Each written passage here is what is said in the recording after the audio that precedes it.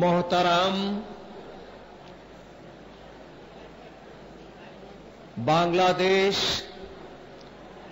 जमियते हिजबुल्लाहर सम्मानित अमीर सरसीनार आला हजरत पीर साहेब किबला गोटा बांगलार तरीकतेर जगतेर आध्यात्मिक सम्राट आमी नादान नालायक थेके निये शुरू करे असंख्य आलेम उलामा एवं बांग्लादेशेर शीर्षस्थानीय आलेम उलामा मुफ्ती पीर मशाइखेर जिनी अमीर हिजबुल्लाह सरसीनार आला हजरत पीर साहेब किबला सरसीना ऐतिह्यबाही शताब्दीर श्रेष्ठ दीनी मार्काज शताब्दीर श्रेष्ठ आध्यात्मिक केंद्र बिंदु सरसीना दरबारेर मोहतरम खुलाफा एवं दरबारेर साथे मुहिब्बीन मुरीदीन मुताल्लिकीन जे कोनो भावे सम्पृक्त हजराते उलामाए कराम सरसीना दारुस सुन्नत आलिया मद्रासा एवं जामिया दीनियार मोहतरम असातिज़ाए कराम एवं गोटा भारत वर्षेर लासानी मद्रासा लासानी विद्यापीठ लासानी शिक्षा प्रतिष्ठान लासानी शरीयत ओ मारिफतेर आदर्श भित्तिक शिक्षा प्रतिष्ठान सरसीना मद्रासार प्राण प्रिय शिक्षार्थी बंधुरा अनेक दूर दिगंत थेके सारा बांगला थेके आगत नबी और रसूल प्रेमिक सरसीना दरबारेर आशिकीन मुहिब्बीन पीर भाईरा परवारदिगारे आलमेर दरबारे आम्रा बछरेर एई दिनटिर अपेक्षा करछिलाम सारा बछरेर परे अंतत एई फाल्गुनेर 27, 28, 29 এই তিনটি দিন ব্যাপী আমরা মারেফাত এবং আধ্যাত্মিক সাম্রাজ্যের রাজধানী কেন্দ্রবিন্দু सरसीना दरबार शरीफे एसे आमादेर पिपासाके मिटाबो सेई आशा लालन करी बछरेर साराटी क्षण आर तारपर बছর घुरे आबार आमादेर काछे सेई दिनटी एलो आमरा अनेक दूरदाराज थेके नदी पथे बासेर पथे सड़क पथे रेल पथे जे जेभावे पेरेछि आमरा देशेर विभिन्न अंचल थेके अनेक कष्ट ओ क्लांति श्रांति स्वीकार करे आमरा जखोनी এই সন্ধ্যা নদীর তীরে এসে হাজির হয়েছি যখনই আমাদের নজর পূর্ব দিকে এই সবুজ গম্বুজের দিকে পড়েছে এবং আমাদের নজর আর একটু পূর্ব দিকে সেই মসজিদের মিনারের দিকে পড়েছে তখনই আমাদের রাস্তাঘাটের যাবতীয় কষ্ট ক্লান্তি सब एक मुहूर्तेर मध्य आनंदे परिणत हुएছে। आज আমি নিজে ব্যক্তিগতভাবে সপ্তাহ 3-4 ধরে অসুস্থ।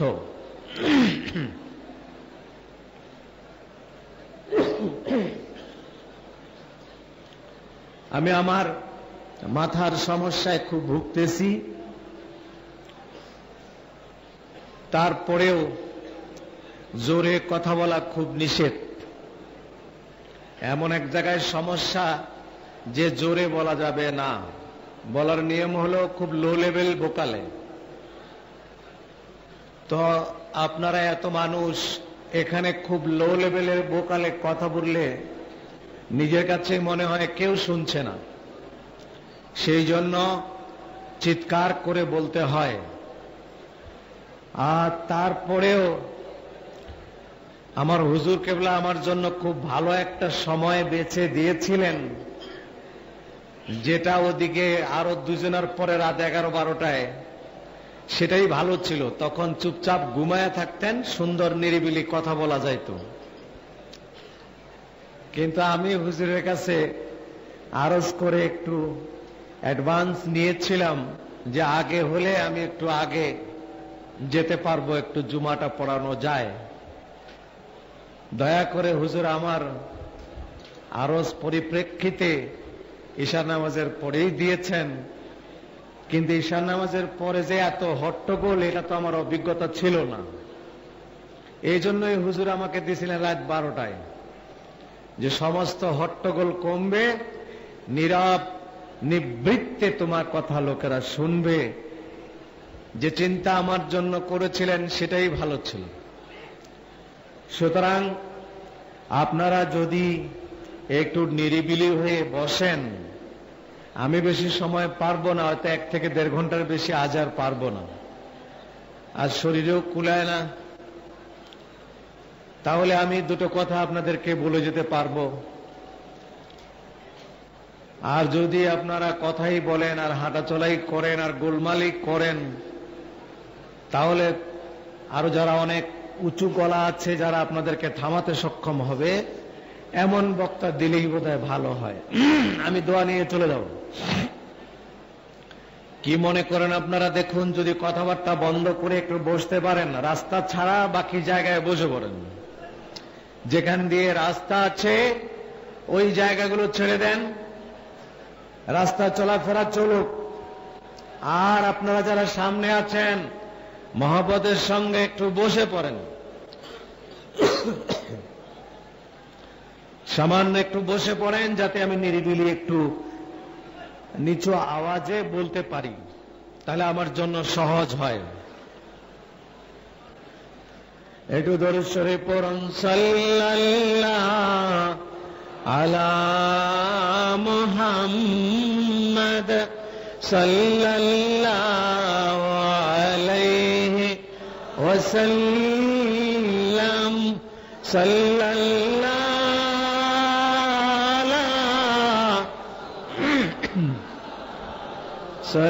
সাল্লাল্লাহু আলাইহি ওয়াসাল্লাম। सरसेना शरीफेर मरहुम कुतुबुल आलम अलहाज मौलाना शाह सूफी निसारुद्दीन अहमद रहमतुल्लाह अलैहिर 58তম এবং মুজাদ্দিদে জামান হযরত মৌলানা শাহ सूफी আবু জাফর মোহাম্মদ সালেহ रहमतुल्लाह अलैहिর 20তম ইসালে সওয়াব মাহফিল এবং হিজবুল্লাহ সম্মেলনে আমরা উপস্থিত হতে পেরে এবছর এত সুন্দর ওয়েদার, এত সুন্দর রাস্তাঘাট, এত সুন্দর পরিবেশে আমরা উপস্থিত হতে পেরে সবাই খুশি হয়েছি না বেজার হয়েছি? তাহলে একবারে শেষের লোকটি পর্যন্ত আল্লাহকে খুশি করার জন্য আল্লাহ আমাদেরকে এই উপমহাদেশের শ্রেষ্ঠ আধ্যাত্মিক রাজধানীতে আল্লাহ আমাদেরকে হাজির হবার তৌফিক দিয়েছেন। সেই জন্য আল্লাহকে খুশি করার জন্য জোরে সোরে একবার বলুন আলহামদুলিল্লাহ। আপনাদের সবারটা চাইতে আমারটা বড় হয়েছে। এত মানুষ একসাথে বলেছেন, তারপরেও মনে হয় আমিই জিতেছি। আপনারা আলহামদুলিল্লাহ বলে জিততে পারেননি। আলহামদুলিল্লাহর মধ্যে 8টা অক্ষর রাসূলুল্লাহ বলেন, যদি আল্লাহকে খুশি করার জন্য নেয়ামত পেয়ে যদি কেউ চিৎকার করে আলহামদুলিল্লাহ বলে, ওই আলহামদুলিল্লাহ শেষ হবার আগে বেহেশতের 8টা দরজা খুলে যায় তার জন্য। তো যে নেয়ামত আল্লাহ আমাদেরকে দিয়েছেন, আজ বাংলার মানুষ কত রকমের ফাঁদে পড়ে যাচ্ছে। একদিকে ভণ্ড পীরের পাল্লায় পড়ে যাচ্ছে, যাদের ফরজ নাই, ওয়াজিব নাই, সুন্নত নাই, তিনটার কোনোটাই নাই। ফরজও নাই, ওয়াজিবও নাই, সুন্নতও নাই। তাদের একটাই পুঁজি আছে, খালি নারায়ে তাকবীর, নারায়ে রিসালাত, এটা পুঁজি আছে। আজকে তাদের নয়, এগুলা এক শ্রেণীর পীর, শরীয়ত যাদের ভিতরে কম, যারা ইশকে রসুল নিয়ে মাতোয়ারা, এই ধরনের পীরদের মুরিদ আল্লাহ আমাদেরকে বানায় নাই। আবার আরেক দিকে যদি যাই, বাঁ দিকে, তাহলে তারা গুস্তাখে রসুল পীর এই দেশে অনেক আছে। গুস্তাখে আউলিয়া, গুস্তাখে রসুলের পীর এই দেশে অনেক আছে, যারা রাসূলুল্লাহর সাথে বেয়াদবিমূলক আকীদা পোষণ করে, যারা আউলিয়া একরাম বুজুর্গানে দ্বীন সম্বন্ধে বেয়াদবিমূলক আকীদা পোষণ করে, ওই সমস্ত বাতিল পীর। আবার যাদের ফরজ ওয়াজিব সুন্নতের খবর নাই, রসুল প্রেমে পাগল, এই সমস্ত পাগল পীর। এই পাগল আর বাতিল, এই দুটার মধ্যে আল্লাহ তাআলা আমাদেরকে না নিয়ে, আল্লাহ তাআলা আমাদেরকে শরীয়ত, তরিকত, হাকিকত, মারিফতের সাম্রাজ্যের রাজধানীতে আল্লাহ আমাদেরকে এনেছেন। সেই জন্য একবার শুকরিয়া আদায় করে সবাই বলুন আলহামদুলিল্লাহ।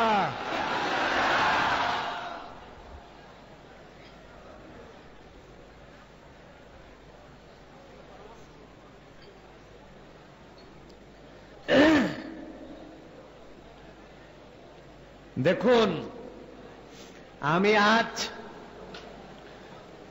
আমরা ওলিদের কারামত দেখতে চাই, কিন্তু আমি আজকে বিসমিল্লাহর আগে, ওয়াজ শুরু করবার আগে, এই ঈশ্বরসীনা দরবারের যে কারামত আমি 2 দিন আগে দেখেছি, একেবারে জীবন্ত কারামত, এখনো কারামতের অ্যাকশন বাকি আছে। কি আশ্চর্য দেখেন,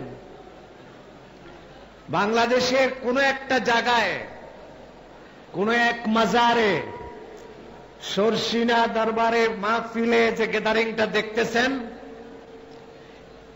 এর চাইতে একটু কম, কিন্তু লোক হয় অনেক। এমন একটা জায়গায় আমার দাওয়াত ছিল। আমি দাওয়াত নেবার পর শুনেছি সরসিনার মরহুম হযরত পীর সাহেব কেবলা সেখানে যেতেন। নির্দিষ্ট কোন দরবারও নাই, পীরও নাই, আওলাদও নাই, কোন চর্চাও কিছুই নাই সেখানে। শুধু চতুর্পাশ থেকে লোকজন আসে, ওয়াজ নসিহত শুনে খাওয়া দাওয়া করে চলে যায়। তারপর সরসিনার বর্তমান হুজুর কেবলা সেখানে গিয়েছিলেন, কিন্তু তারা বেয়াদবি করেছে। হুজুর কেবলা চলে এসছেন আর এখন পর্যন্ত সেখানে যান না। এটা শোনার পরে ভাবলাম, দেখি আমি যাইয়া যদি বুঝাই শোনায় পারি, ওয়াজ নসিহত করে। সেখানে দাওয়াত নিয়েছিলাম, কিন্তু কি আল্লাহ পাকের দেখেন, আল্লাহর ওলিদের কারামাত বোঝা যায় না। আমার ওয়াজের জীবনে সারা বাংলাদেশে এত বড় চপেটাঘাত কোন মাহফিলে খাইনি। ওয়াজ না করে সেখান থেকে আমাকে চলে আসতে হয়েছে। অর্ধেক রাস্তায় এসে তখন আমার মাথায় ঢুকলো, আমি এটা কোথায় গিয়েছিলাম। আমাকে ফিরে আসতে হলো, এমনি না, ওয়াজ করতে পারি নাই, চলে আসছি সেখান থেকে। কি এই শর্ষিনা হযরত পীর সাহেব কেবলার সঙ্গে এরা বিহেভ খারাপ করেছিল। অনেক চেষ্টার পরেও হুজুর এবার যান নাই। এ সংবাদ আমি শুনেছি। শুনে আমি কি করে সেখানে গেলাম, যার পানিশমেন্ট আল্লাহ আমাকে সাথে সাথে দিয়ে দিল, অনাকাঙ্ক্ষিত এক অবস্থার সৃষ্টি হয়ে গেল। সে অবস্থার পরিপ্রেক্ষিতে আমাকে সেখানে বক্তৃতা, যদিও তারা দাওয়াত করেছে, ওয়াজ না করে চলে আসতে হলো। এই সারা রাস্তা শুধু এই কেরামত ইয়াদ করতে করতে আসলাম। এই জায়গাতেই এটা হলো। আলহামদুলিল্লাহ। দেখুন, আলাম নাশরাহ লাকা সাদরাক, এখান থেকেই শুরু করি। পৃথিবীতে 4টা গুণ দিয়ে মানুষকে পৃথিবীতে আল্লাহ তাআলা কি করেন? উঁচু করেন, পরিচিত করেন, বড় করেন। এই 4টা গুণের মধ্যে একটি হলো সৌন্দর্য, একটি হলো কণ্ঠ, আওয়াজ, আর একটি হলো সম্পদ ও শক্তি, আর একটি হলো জ্ঞান। এই 4টি, কণ্ঠ, আওয়াজ, সৌন্দর্য, এই 3টা, কণ্ঠ, সৌন্দর্য, সম্পদ, এই 3টা বাদ দিলাম। চতুর্থটায় যদি চলে যাই, জ্ঞান। জ্ঞান এটা একটা শক্তি, অর্থ একটা শক্তি, কণ্ঠ একটা শক্তি, এগুলো সবগুলোই এক একটা পাওয়ার। তাহলে জ্ঞান একটা পাওয়ার। এই জ্ঞান সম্বন্ধে আল্লাহ তাআলা তার হাবিবকে বলেছেন, কাফির মুশরিকরা রাসূলুল্লাহ সাল্লাল্লাহু আলাইহি সাল্লামকে পরীক্ষা করার জন্য বলেছে, হাবিব রাসূল মুহাম্মদ, তোমার সাথে আল্লাহ তাআলার খুব দহরম মহরম আছে, আল্লাহ তোমার সাথে কথা বলে, ওহী নাজিল করে, ভালো কথা। তুমি আমাদেরকে একটা বিষয় সম্বন্ধে বলো যে রুহু কি জিনিস। রাসূলুল্লাহ বলে দিলেন, কালকে এসো বলবো। আল্লাহ তাআলা তার পরের দিন থেকে 15 দিন কন্টিনিউ রাসূলুল্লাহর সাথে ওহীর মাধ্যমে কথা বন্ধ করে দিলেন, কথা হলো না।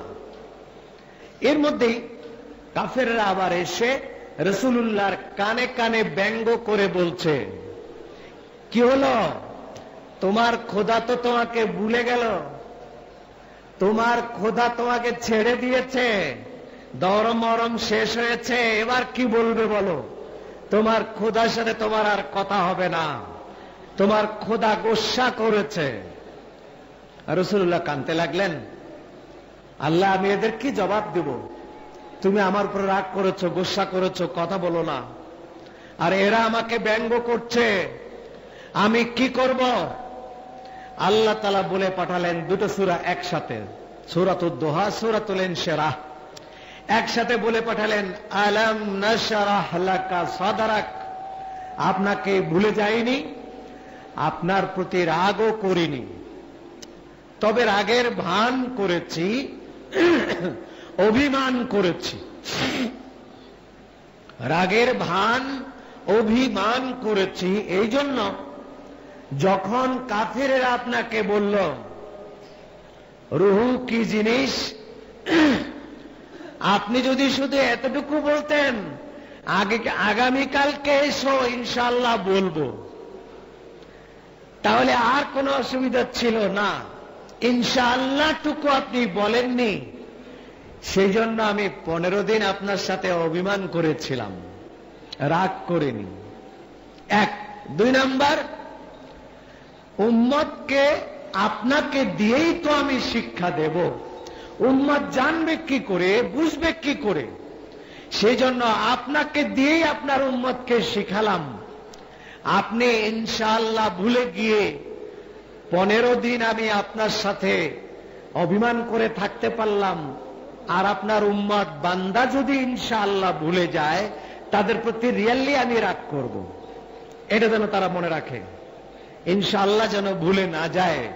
কোন সঠিক কাজ, কোন বরকতের কাজ, কোন ন্যায্য কাজ করতে গিয়ে যেন ইনশাআল্লাহ বলে, কিন্তু অপকর্মে ইনশাআল্লাহ বলা যাবে না, অন্যায্য কাজে ইনশাআল্লাহ বলা যাবে না।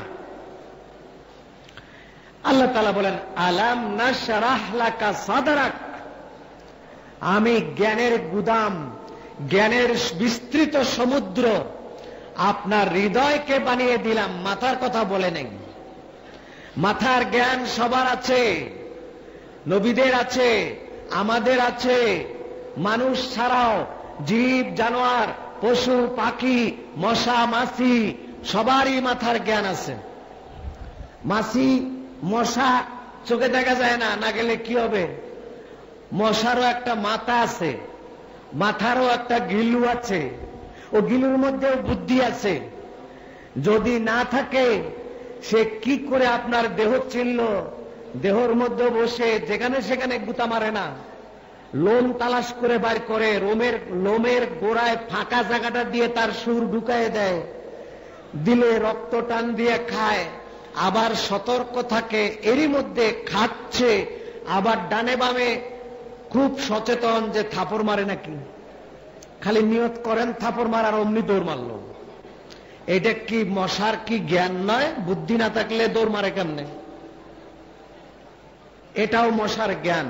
এ জ্ঞান মশারও আছে, এ জ্ঞান অন্যান্য জীব জানোয়ারের আছে। তাহলে আল্লাহর হাবিবকে আল্লাহ যেটা দিয়েছেন সেটা হলো কলবের জ্ঞান, আত্মাকে জ্ঞানে প্রশস্ত করে দিয়েছেন। বলেন সুবহানাল্লাহ। এই জ্ঞান চার প্রকার। এক নম্বর ইলমে হুসুলি, যেটা চেয়ার টেবিল ওস্তাদ শাগরেদ দিয়ে আমরা পড়ালেখা করেছি, মাদ্রাসায় টাইটেল পাস করেছি। আমি ৭৯-তে এখান থেকে টাইটেল পাস করে গেছি, এই মাদ্রাসার এই বিল্ডিং থেকে। আজ ৭৯ আমরা যে নারিকেল গাছ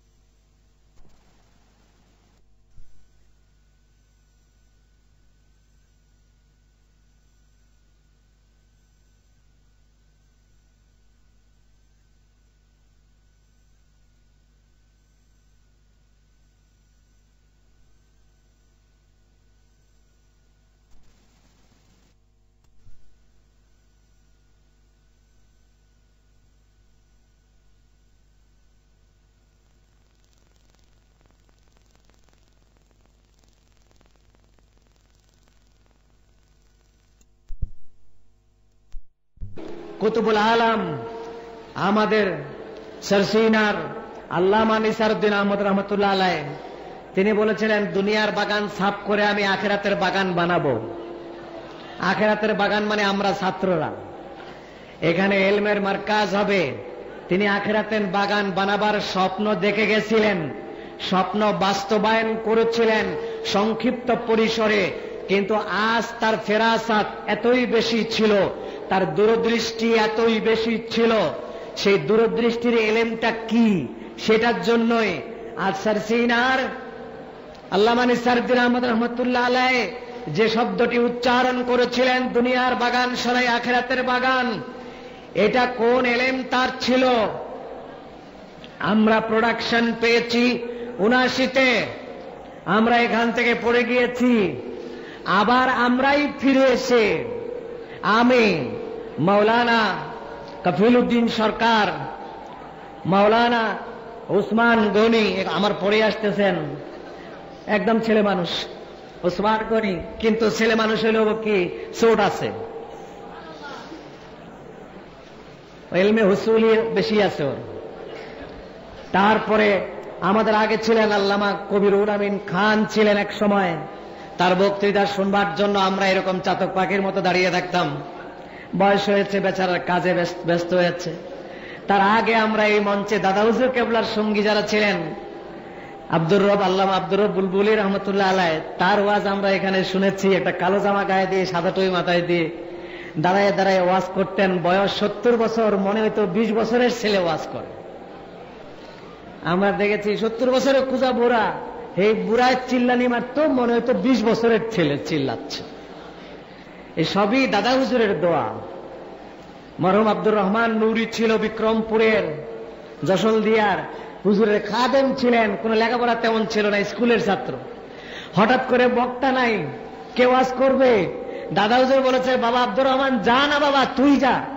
বলে হুজুর এইটা কেমন কথা, আমি ওয়াজ করি কোন সময় দেখছেন আপনি? বলে আজকে তো একবার চাই বেটা। বলে হুজুর আমি ওয়াজ করি, দেখছেন কোন সময়? বলে আজকে বেটা দেখতে চাই, যা। এই যে বলে পাঠাইছে, কুতুবখানার থেকে চলে আসছে, সেই যে ওয়াজ করা শুরু করছে, সেই ওয়াজ করতে করতে তার জীবনের শেষ দিকে তিনি ইন্তেকাল করলেন। তিনি ওয়াজ করতেন, ঘন্টার পর ঘন্টা ওয়াজ করতেন। কোত্থেকে এলেম আসতো? না কোরআনের পাতা থেকে, না হাদিসের পাতা থেকে আসতো। কোত্থেকে আসতো এটা বলি। আজ যে কথাটা বলতেছিলাম, যে ইলমে হুসুলি লেখাপড়া করার জ্ঞান, ইলমে ইদরাকি আজন্ম জ্ঞান, কাউকে শেখাতে হয় না, মায়ের পেট থেকে শিখে আসে মানুষ। গরুর বাচ্চা জন্ম নিলে তাকিয়ে থাকুন, 10-15 মিনিটে দাঁড়িয়ে যাবে, তারপরে সে দৌড়াদৌড়ি করবে না, মায়ের পেটে থোতা লাগায় দিয়ে তালাশ করবে। আরো 20 মিনিট পর দেখবেন সে যখন মায়ের বুকে তার খাবার পেয়ে গেল, আর এদিক ওদিক যাবে না, ঘুরবে না, ওখানে কেটে থাকবে। তাহলে কি বোঝা গেল? যে এই বিদ্যা তার মায়ের পেট থেকে নিয়ে আসছে, কাউকে শেখাতে হয়নি। আরেকটা পঞ্চ ইন্দ্রিয়ের বিদ্যা, আমি কালো না সাদা দেখবার জন্য আল্লাহ দিছে চোখ, আতর ঘ্রাণ না দুর্গন্ধ এটা বুঝবার জন্য দিছে নাক,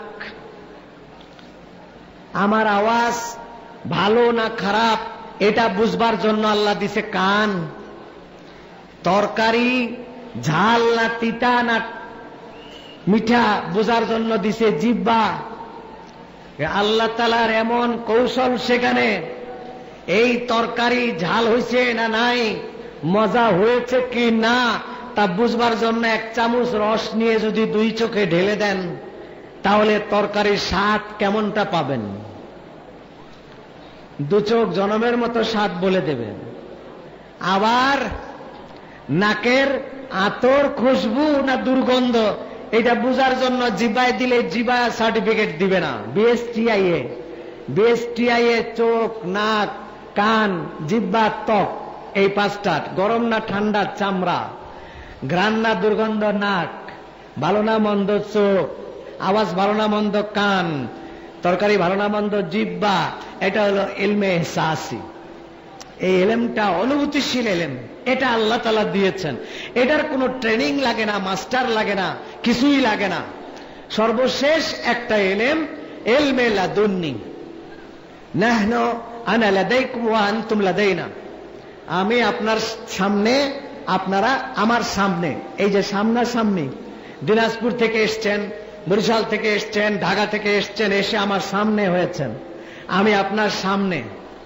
এই বিদ্যার নাম হলো ইলমে লাদুন্নি। কাকে বলে? এবার আল্লাহর নবী দেখেন, মেরাজ শরীফ থেকে যখন হুজুর ব্যাক করে আসেন, তখন আল্লাহ তাআলা হুজুর আলাইহিস সালাতু ওয়াস সালামকে দুটো জিনিস উপহার দিলেন, একটা সকল উম্মতের জন্য, আর একটা শুধু 4 জন সাহাবী আবু বকর, ওমর, ওসমান, আলী, এই 4 জনের যে কোনো একজনের জন্য দিলেন। সকল উম্মতের জন্য দিলেন। সুবহানাল্লাহ, আলহামদুলিল্লাহ, আল্লাহু আকবার, লা ইলাহা ইল্লাল্লাহ। এই 3 তাসবিহ সাইয়েদুনা বাবা আদম আলাইহিস সালাতু ওয়াস সালাম যখন বসেছিলেন, আল্লাহ তাআলা অপেক্ষা করছিলেন কথা বলবে নতুন সৃষ্টি আমার। উনি ইরফা রাসাক ওয়া তাতকাল্লিম, কথা বলো। তো উনি মাথা উঠাইয়া রাসূলুল্লাহর নূর দেখেছিলেন, এটা আপনারা অনেকবার শুনেছেন। এটা যখন ওনার আঙ্গুলে ইসবাইল মুসাব্বিহা, তর্জনীয় আঙ্গুলে বসে এই নূর আল্লাহ দিয়েছেন।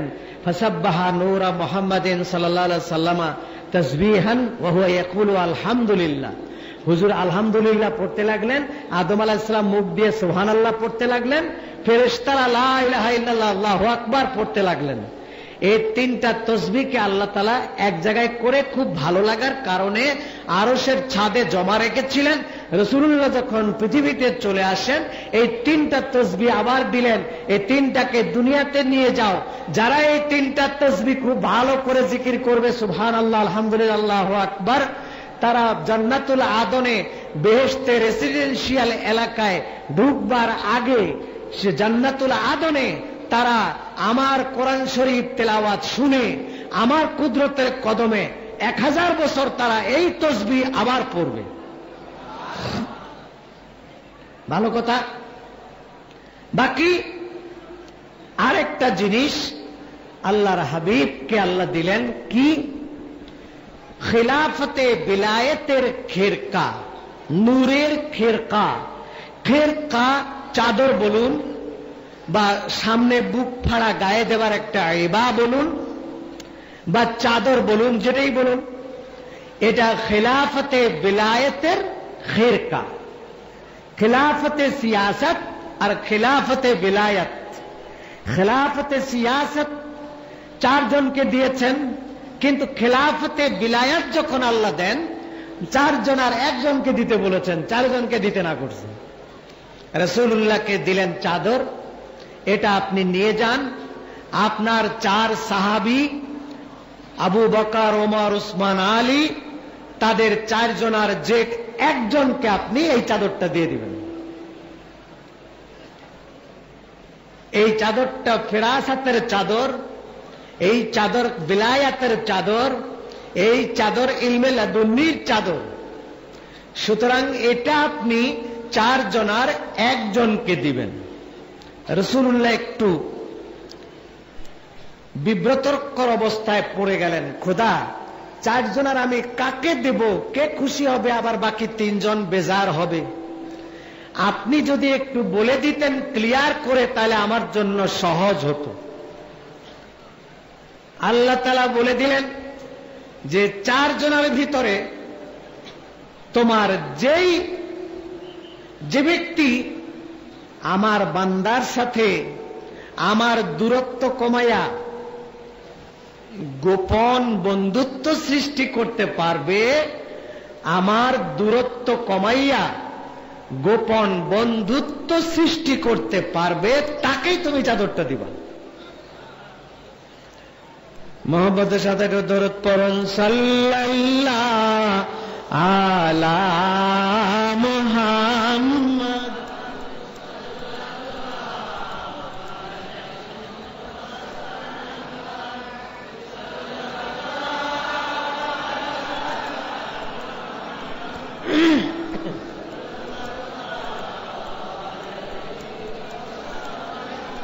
सीने में जो है जलवाए अनवार मोहम्मद, दिल मेरा बना हुआ शमेश बुस्तान तजल्ला सल्लल्लाहु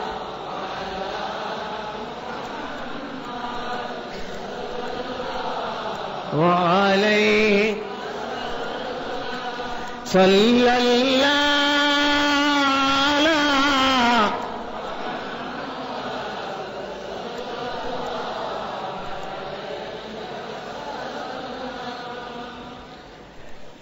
বান্দার সাথে আমার দূরত্ব কমাইয়া গোপন বন্ধুত্ব সৃষ্টি করতে পারবে, এ দায়িত্বটা তাকেই দিবা, খেরকাটা তারে দিবা।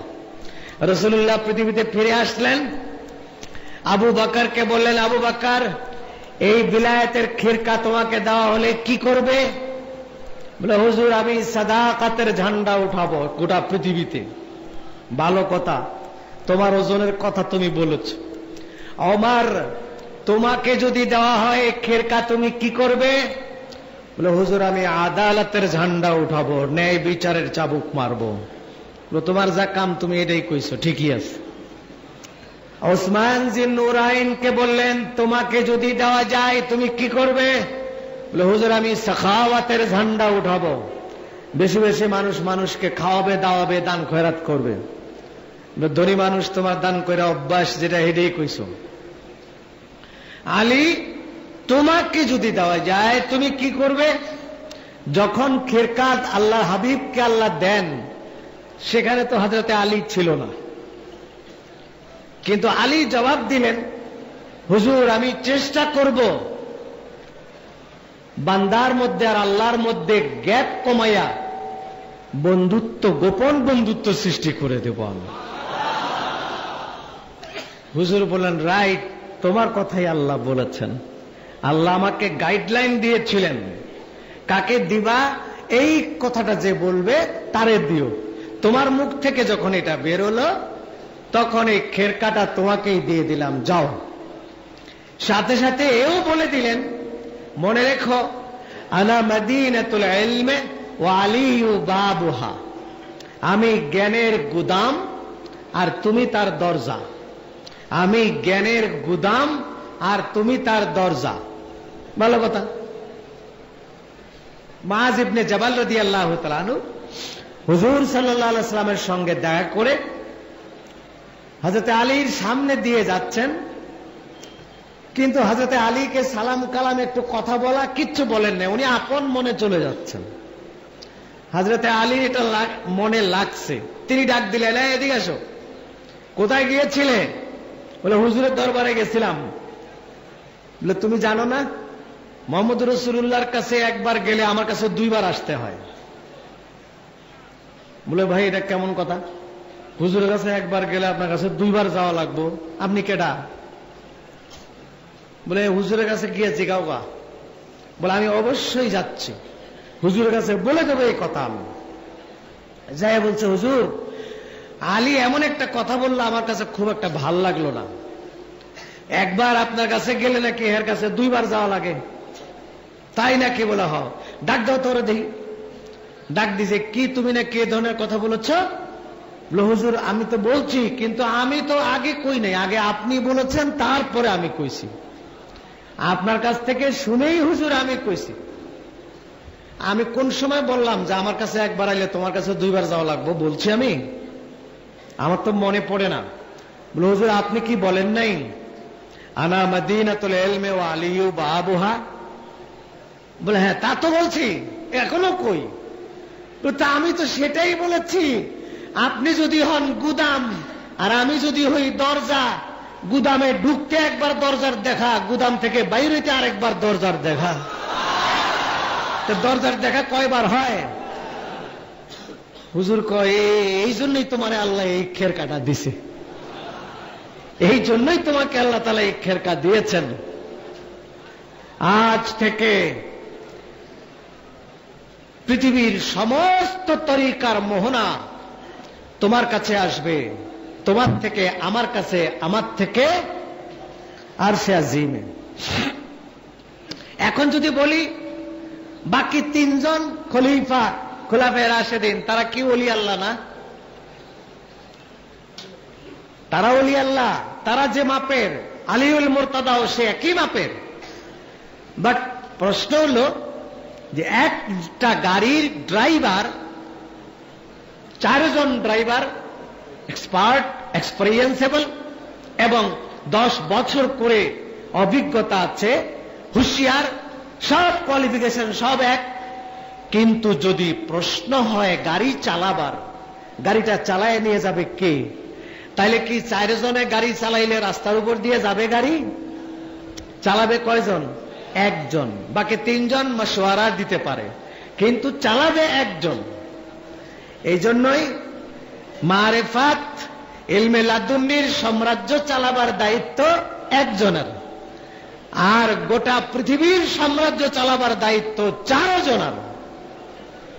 কিন্তু ওই আধ্যাত্মিক সাম্রাজ্যে বিস্তারের জন্য আনুষ্ঠানিকভাবে খেরকা আলিউল মুরতাদাকে দিয়ে আল্লাহর নবী বলেছিলেন, খিলাফতে বিলায়াত এবং বিলায়াতের ফেরাসত এটা তোমাকেই দেয়া হলো। সেখান থেকে বিশ্বের, ওটা হলো সমুদ্র নবীজির কলিজা, সেখান থেকে বের হয়ে আস্তে আস্তে খাল বিল নদী নালা করতে করতে আমাদের ভিতরে এসে সেই ইলমে লাদুন্নির নূর, আল ইলমু নূরুন ইউতিহি মান ইয়াশা ওয়া ইলমু নূরুন ইলমুন লাদুন্নিয়ুন। ইলমে লাদুন্নি হচ্ছে নূর, ইলমে লাদুন্নি হচ্ছে কি? নূর। তো এখন কি নূর ইলমে লাদুন্নি? চলে আসেন এই দিকে বলি যে আলাম নাশরাহ লাকা সাদরাক, রাসূলুল্লাহর হৃদয়কে আল্লাহ তাআলা নূর দিয়ে ভরে দিয়েছেন। বলেন নাই যে আপনার মাথার বুদ্ধি বাড়াইয়ে দিলাম, তা বলেন নাই। আল্লাহ বলেছেন আপনার হৃদয় প্রশস্ত করে দিলাম জ্ঞান দিয়ে। মাগারিবিহা ওয়া মাশারিকিহা, এই পৃথিবীর 2 পূর্ব আর 2 পশ্চিম, এর ভিতরে যা আছে, এর ভিতরে যতটুকু প্রশস্ত তার চাইতে প্রশস্ত করে দিলাম আপনার হৃদয়কে জ্ঞান দিয়ে। এই জ্ঞান যখন দুনিয়াতে আসলো রাসূলুল্লাহ সাল্লাল্লাহু আলাইহি ওয়াসাল্লামের মাধ্যমে, হযরতে আলীর মাধ্যমে, তারপর গাউসে পাক, খাজা গরিব নওয়াজ, শেখ আহমদ সরহন্দি, বাহাউদ্দিন নকশবন্দি, শাহ ওয়ালিউল্লাহ মুহাদ্দিস দেহলভি, শাহ আব্দুল হক মুহাদ্দিস দেহলভি, সৈয়দ আহমদ বেরলভি, শহীদ বালাকোটি, তারপরে আসলো সুবিনুর মোহাম্মদ নিজামপুরি, তারপর আবু বকর সিদ্দিকী ফুরফুরাবি, তারপর রহমতুল্লাহ আলাইহি, তারপরে চলে আসলো সুফি ফতে আলী ওয়াইসি, তারপর আবু বকর সিদ্দিক, তারপরে চলে আসলো আমাদের সরসিনার কুতুবুল আলম আল্লামা নিসারউদ্দিন আহমদ রহমতুল্লাহ আলাইহির কাছে। নূর এভাবে বেয়ে বেয়ে আমাদের কাছে চলে আসলো। এখন আপনি বলুন, সে নূর যখন চলে আসলো, ইলমে লাদুন্নি, ইলমে লাদুন্নি কোনটা? আজকে মরহুম হুজুর আমাদের মুজাদ্দিদ জামান আলা হযরত শাহ সুফি আবু জাফর মোহাম্মদ সালেহ রহমতুল্লাহ আলাইহি 20 বছর আগে আমাদেরকে ছেড়ে পর্দা করেছেন। তারও আমাদেরকে ছেড়ে 20 বছর আগে পর্দা করছেন, তারও আরো 10-15 বছর আগে হুজুর সাল্লাল্লাহু আলাইহি সাল্লাম অঙ্গুলি নির্দেশ করেছেন। হুজুরের ফেরাসাত, ইলমে লাদুন্নির ফেরাসাত, ইত্তাকু ফেরাসাতাল মুমিনিনা ফাইন্নাহু ইয়ানজুরু বিনূরিল্লাহ, তোমরা ভয় পেও ওই লোকদের ফেরাসতকে, তারা কিন্তু বাইরের চোখ দিয়ে দেখে না, ইলমে লাদুন্নি নূর দিয়ে দেখে। ইলমে লাদুন্নি নূরের দেখা আর আমাদের চোখ দিয়ে দেখার ব্যাখ্যা হলো ওই বিল্ডিং এর ওই পাশে কি আছে তা আমি দেখি না, এই পর্যন্ত দেখতে পাচ্ছি। এটা হলো পঞ্চ ইন্দ্রিয়ের চোখ।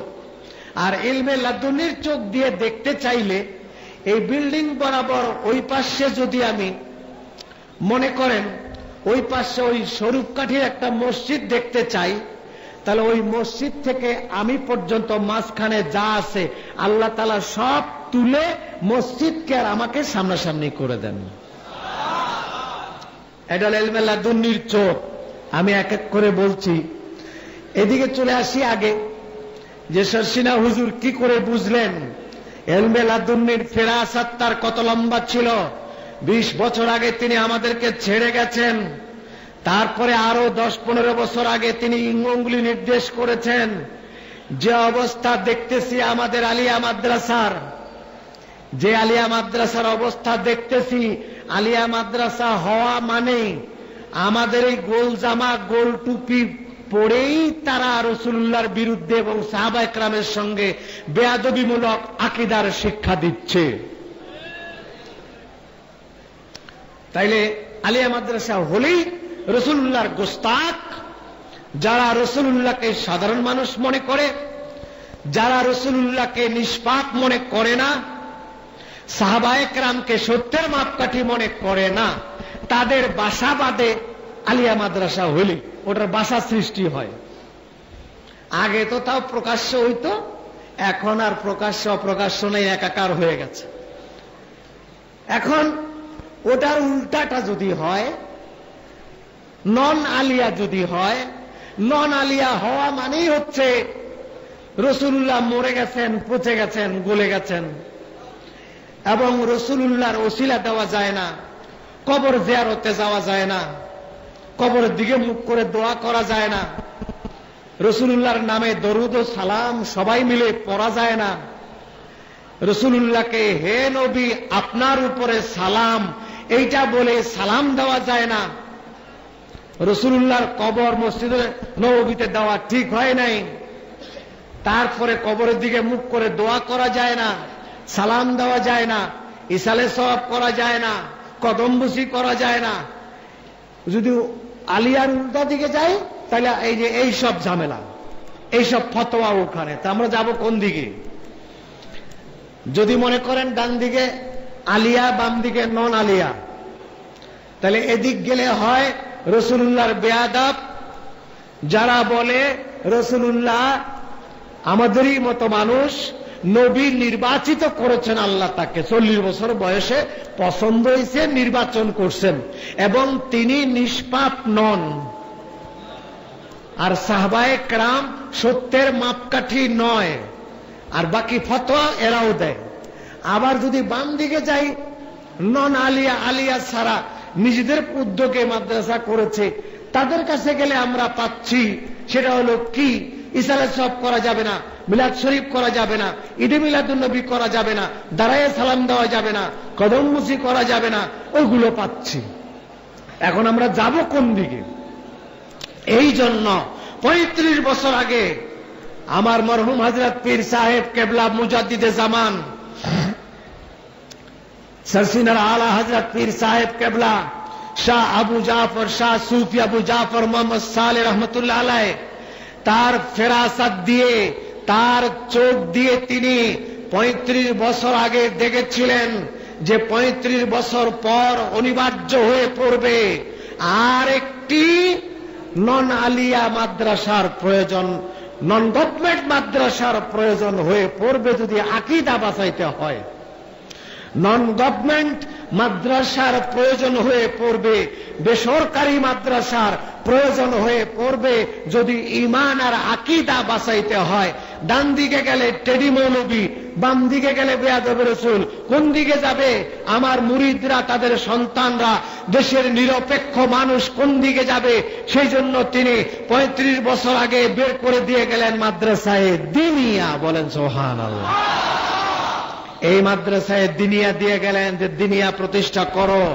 শর্ষিনা মাদ্রাসার কথা বলছি না, শর্ষিনা আলিয়া আল্লাহ তাআলা নিজের কুদরতের হাত দিয়ে কন্ট্রোল করে, আল্লাহর রাসূল কন্ট্রোল করে, বিচার আসিল না।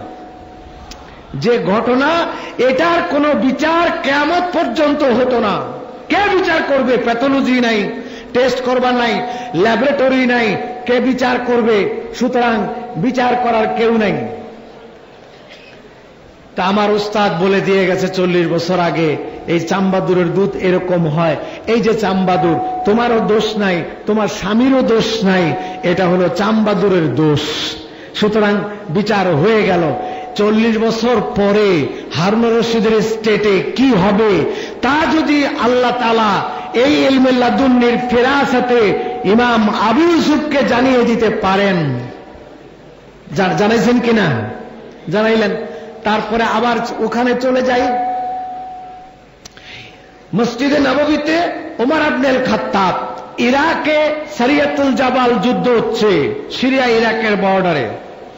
সেখানে জুমার নামাজ পড়তে গিয়ে তিনি চিৎকার করে বললেন, হে পাহাড়ের দল, উপরে যেও না, নিচে থাকো, উপরে শত্রু অপেক্ষা করছে তোমাদের জন্য।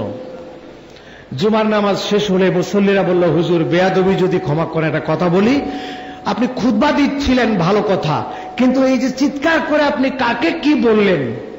বলে, কেন? এই যে ইরাকে যুদ্ধ হচ্ছে, ওরা ভুল করতেছিল, আমি ওদেরকে সংশোধন করে সরাইয়া দিলাম, ওদের শত্রু ওদের জন্য অপেক্ষা করছিল। বলে, হুজুর এখান থেকে ইরাক, এখান থেকে মদিনা থেকে ইরাক প্রায় 1000 মাইলের বেশি, 1200 কিলোমিটার। সেখানে আপনার আওয়াজ কি ওরা শুনবে? বলে, তা তো আমি বলতে পারবো না, তবে ওরা ফিরে আসলে জিজ্ঞেস করে দেখো। 1 মাস যুদ্ধ চলল, 1 মাস পর ফিরে আসলেন। ফিরে আসার পর সাহাবী সারিয়াতুল জাবাল, তিনি দরজা থেকে চিৎকার করে করে বলতেছে, কাউকে জিজ্ঞেস করতে হয় নাই, একা একাই বলতেছে, হুজুর যদি আপনি চিৎকার করে আমাদেরকে ডাক দিয়ে না ফিরাতেন, আমরা সবাই সেদিন মারা যাইতাম। তাহলে এখানে দুটো, ইলমে লাদুন্নির একটা চোখ, উনি খুতবা দিচ্ছেন, 1000 মাইল দূরে ওরা বিপদে পড়তেছে, শত্রু লুকিয়ে আছে, এটা না দেখলে তো আর ডাক দিতেন না, ঠিক না বে ঠিক? দেখছে বিদায়ী তো ডাক দিছেন।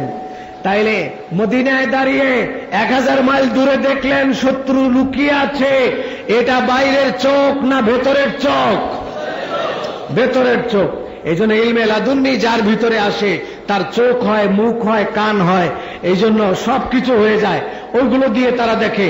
হযরতে ওমর দেখেছেন, সেই চোখ দিয়ে দেখেছেন।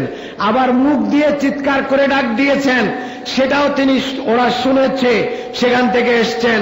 সেই সারিয়াতুল জাবাল একজন সাহাবী, তিনি মিশরের সিটাডেল কেল্লা সালাউদ্দিনের দুর্গের ভিতরে মসজিদ, মসজিদের সামনে তার মাজার শরীফ এখনো আছে, উপরে আমরা জিয়ারত করেছি। আমাদের খাদেম টেনে নিয়ে বলল, নিচে আসো, নিচে। সিঁড়ি দিয়ে নিচে গিয়ে দেখি তার কবর, ঘরের মতো, দরজা লাগানো, তালা দেওয়া, তালা খুললেই তিনি শুয়ে আছেন পাকা একটা ঘরের মধ্যে, 1500 বছর ধরে এখনো শুয়ে আছেন। আলেম ওলামা গেলে সেখানে ঢুকায় দেয়, বড় কোনো ব্যক্তিত্ব গেলে সেখানে ঢুকায় দেয়, দিয়ে জিয়ারত করে দেখাশোনা করে দোয়া নিয়ে চলে আসে। বাবাজিরা আমার, গেল এটা ইলমে লাদুন্নি। আবার যদি এই দিকে যাই, যে বাদশাহ খেলাফতে উসমানীর মূল, গত রমজানের 2 মাস আগে গিয়েছিলাম উসমান গাজীর মাজারে।